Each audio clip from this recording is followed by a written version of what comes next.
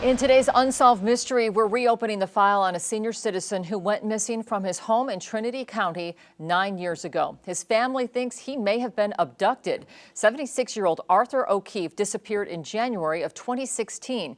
He was last seen at his home on 3rd Avenue in Lewiston. All of his vehicles and medications were left behind, and his family found evidence on the property they think indicate he was abducted, including vehicle tracks and wheelbarrow tracks, plus a hole that was cut in the fence. I talked to his son, who said his father did have some ongoing conflicts with a squatter on his land and employees with the former water company. It's unusual for a 76-year-old man just to disappear from the face of the earth. That's right. That was my take on it exactly. As he was in his right mind. He didn't have any mental acuity problems. He was on top of things, always paid his bills, always took care of everything. Was very active for his age, and just to disappear from his property. I mean, everything was here. What I want the public to know is that there was definitely some conflict in his life regarding the person squatting on his property and the water company who seemed to be interacting. What I'd like to get is just somebody to speak up. There are people who know what happened, and nobody's saying anything. Arthur O'Keefe was 76 when he went missing 9 years ago. He's 5'10", 200 pounds, with gray hair and hazel eyes.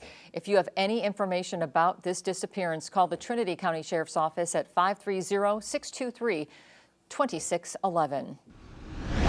Happening today, the Chico State President, Steve Perez, will deliver the State of the University address, and possible budget cuts are expected to be a major topic. Action News Now reporter Diego Moctezuma is live this morning. Diego, what kind of budget cuts is the CSU system looking at?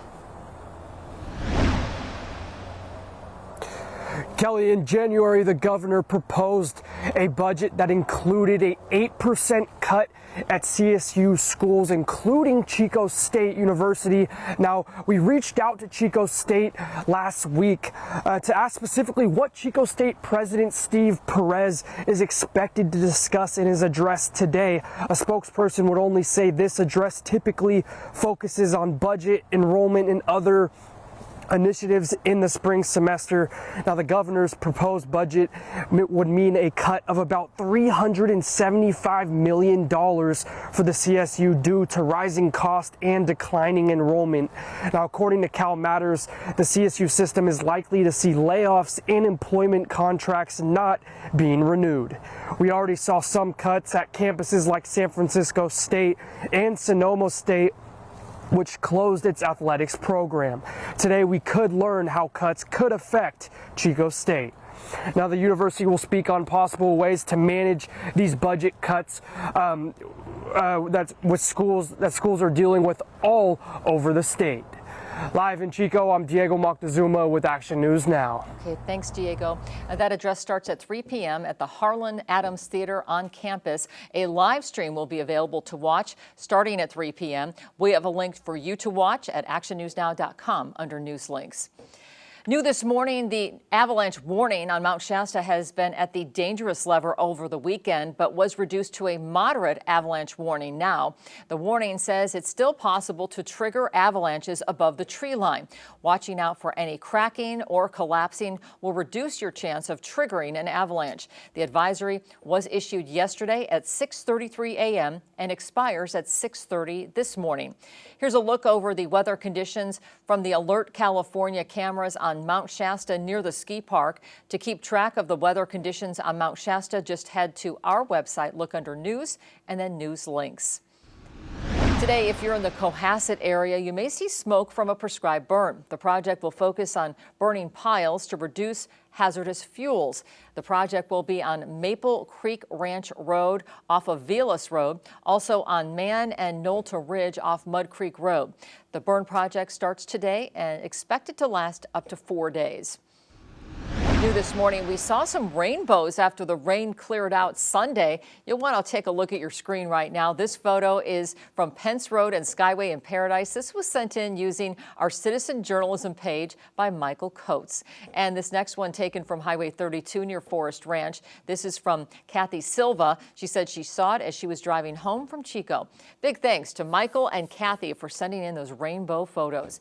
If you see something like this or anything you think is newsworthy, send it in your photos and videos as a citizen journalist. Just find the Citizen Journalism banner at the Action News Now homepage. Well, finally, a population resurgence is happening on a beach in Northern California. The elephant seals are back and booming. Max Darrow shows us the comeback of the northern elephant seals. Of all of the picture-perfect beaches along the Northern California coast, there is one in particular at Point Reyes that has recently become prime real estate for a primal phenomenon. Elephant seals have once again established a colony at Drake's Beach to give birth and to mate. It's one of those neat things about nature that people naturally are curious to see. Okay. Always checking on his ladies. I just can't imagine even trying to move like that. Like Pat and Sia Donahue. Always like that calling for you for a date. Yeah. I might have to think twice. And to marine ecologist Sarah Cotty. So we still are expecting more females to show up. It's more than neat. And a lot more pups to be born. She is witnessing and documenting a conservation success story. So far, the numbers at this time of the year are higher than they were in previous years. The last 2 years, we had some really big storms during the winter season, and we ended up having a lot of pup mortality from that.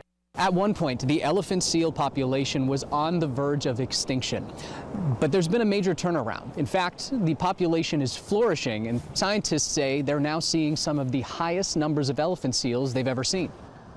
The pup looks pretty tiny, so that means it's a newborn. Since Point Reyes beaches are a part of the National Park Service, so we really are able to provide a safe haven for these elephant seals.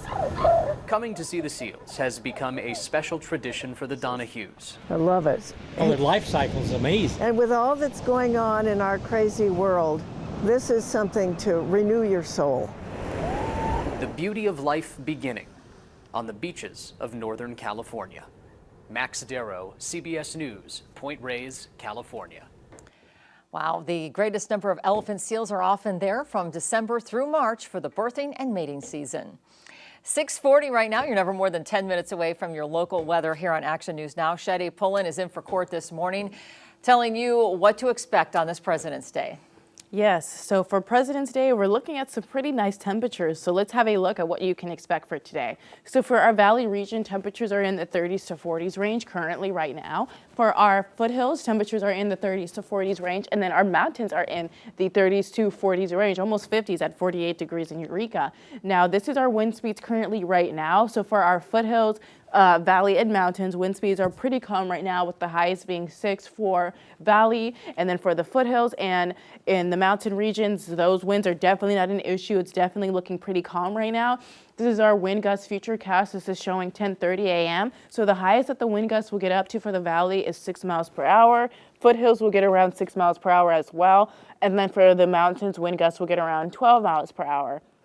Now, as I advance, this is showing Tuesday at 10 in the morning. So those wind gusts will start to make a comeback on Tuesday, with the highest being at 17 miles per hour for the valley, 5 miles per hour for the foothills, and then 3 miles per hour for the mountains. So we definitely see those wind speeds more so in the valley region. And then as we go through Wednesday's having a couple of wind speeds as well, but definitely not a factor. So this is our satellite and radar showing that moisture, those clouds coming into our area. That's why we're in for such cloudy conditions today and throughout the rest of our week. As you can see, the little bit of that green is showing a little bit of that drizzle that we're going to see for our mountain region, mostly up there. We're going to have a little bit of drizzle in the valley, but mostly in our mountain region. Now this is showing our futurecast. This is showing today at 11 in the morning. So the green, purple, and blue is showing that mixture of snow and rain. So like I was saying, that's mostly in our mountain region up here. This gray is showing those clouds. We're going to have a little bit of partly sunny conditions. That's why you see some clearness right here a little bit. But overall, we're looking at clouds and clouds. So now as you can see, this is showing tonight at 6 p.m. a little bit more sun as we come out, or the sun will actually be going down, but those clouds will start to subside a little bit then. And then as we continue, this is showing Tuesday at 2 in the morning, definitely clear conditions throughout that early morning. And then look at that, 9 p.m., even more clouds. Now this is our high temperatures expected for today. So for the valley, temperatures are going to be in the 60s.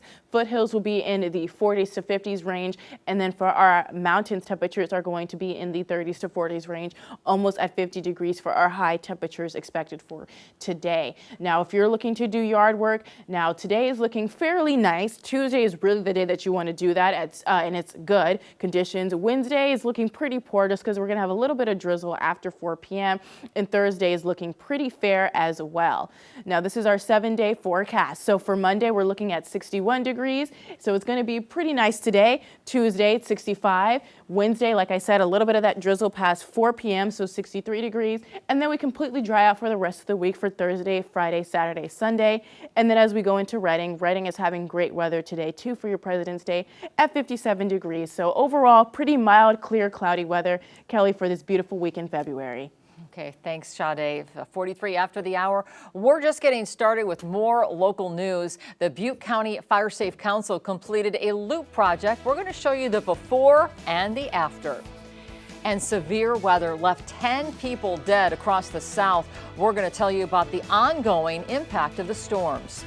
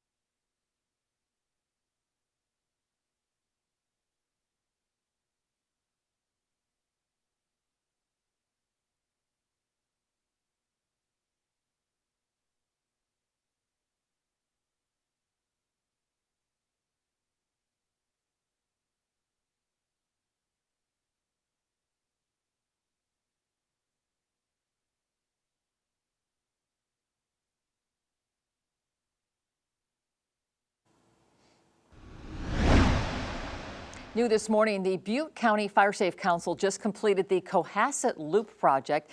Check it out. Here's a photo of the area before crews completed the 113-acre project. They used mastication, where crews chop up the vegetation to create a shaded fuel break. And here are some of the after photos. The project left behind mulch to protect the soil while maintaining forest health. At least 10 people are dead after a series of weekend storms wreaked havoc across the South. And as Jared Hill shows us, heavy rain, flooding, and tornadoes hit several states, leading to thousands of travel headaches for people across the country. This morning, ongoing concern after torrential weekend rain led to intense flooding across the South. It's all in the roads in front of our house. From West Virginia, where this car was seen coasting through floodwaters, to Tennessee and Kentucky, swollen waterways created dangerous conditions for thousands on the roads, prompting this warning from the state's governor. Give time for the water to go down. So many of these fatalities were due to attempts to drive through water and through moving waters. At least 9 people were killed in Kentucky. Among the dead, a woman and her 7-year-old child. Further south in Hale County, Alabama, the National Weather Service confirmed an EF1 tornado touched down. Mobile homes destroyed, but no lives lost. But in Atlanta, Georgia, one person was killed when a tree fell through their home early Sunday morning. In the Midwest, winter weather caused headaches on the road.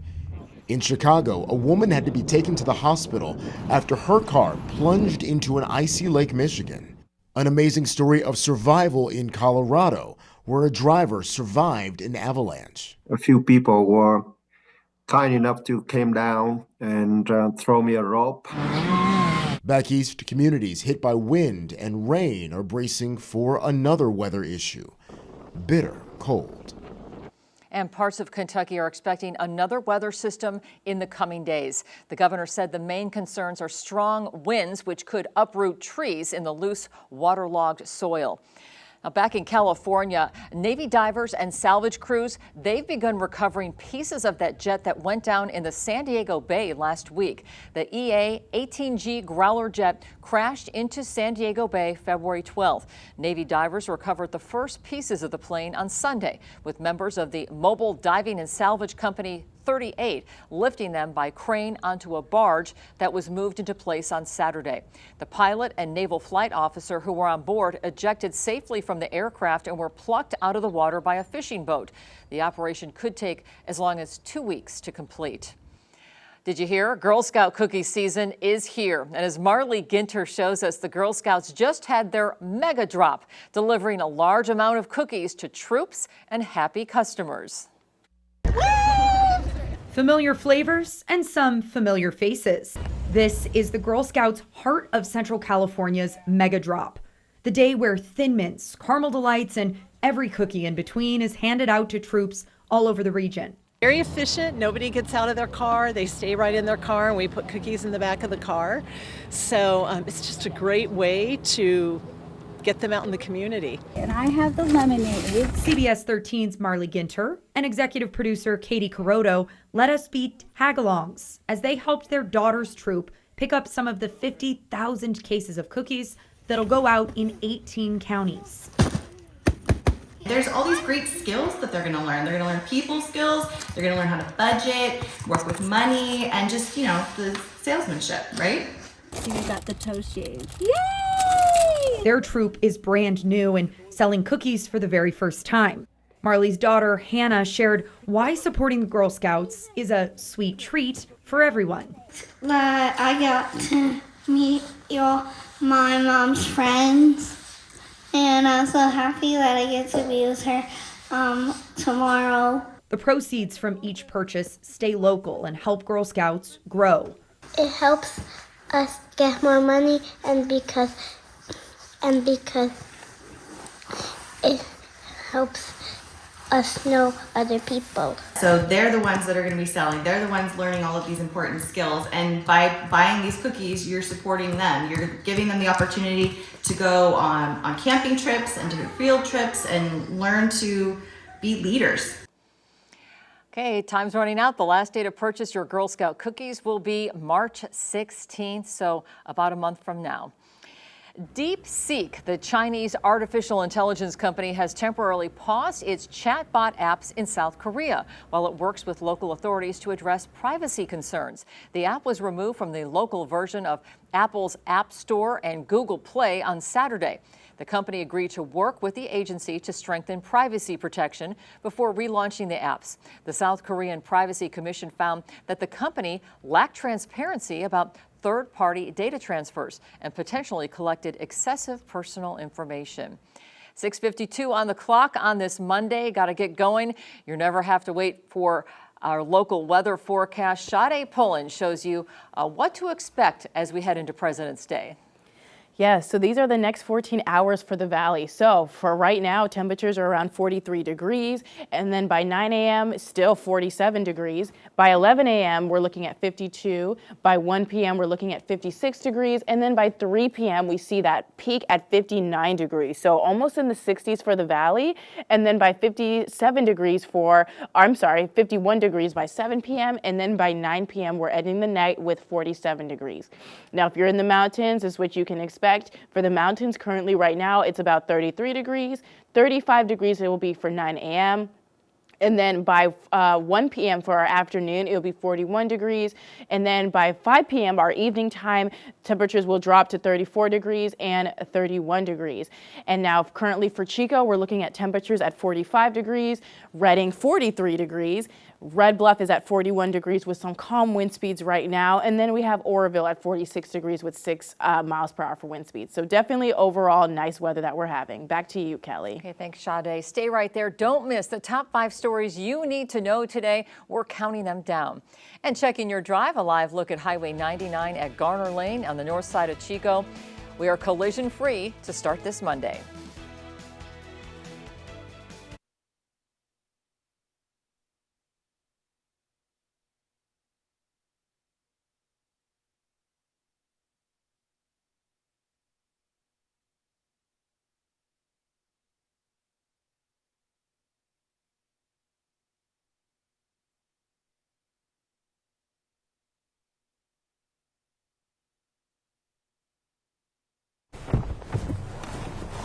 Yeah, mic check, 1, 2, 3, 4, 5, 6, 7, 8.